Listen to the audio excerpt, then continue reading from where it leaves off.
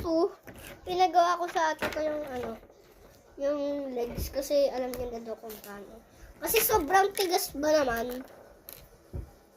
Yung tipong sisigaw ka na sa sakit ng kamay mo. Ay, this way. Kasi, yung sa Barbie kasi ihihiwalay mo pa yung ulo eh. Di ba, te? Pero ito hindi. Nakahiwa-hiwalay na talaga siya. Kaya ibubuo mo pa. Ikaw pa mismo bubuo. Wala mong pants? Dito yun, no? Pero, wait lang nga.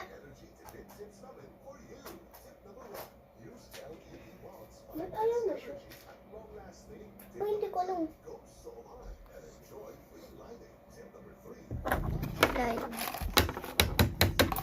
Torso and ulo. Ano ba? Torso and ulo.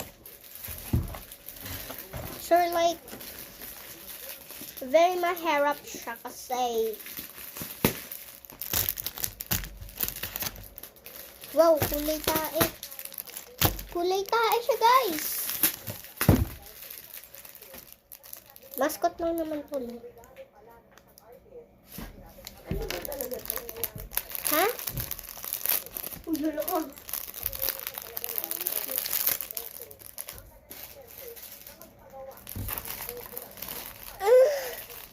Ayoko na nga dyan.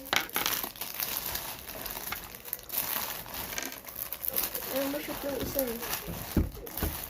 Di mo naman sinagad. Ayaw nga eh. Tabi na lang ito. Kasi, tita rin sila gagawa dyan kasi. Oh my God. Pwede eh. Sa amin nga rin, ito nga hindi ko masagad. Papakita ko lang sa kanila yung mga nagawa na natin dito na ulo and torso. So ito guys, mga madadali lang to kasi ilalagay mo lang siya. Kasi hindi mo na siya kailangan buuin or kahit anong gawin mo. Kasi wahiwalay na sila. So dapat kasi nagkaiwalay to. Kasi customizable. Ayun yung gagawin mo. Kasi tumutulong lang kami dito. Bro, di ba tama nagka-brace na mo? Asa? Sige. Okay, gets ko na may brace ka. Yan.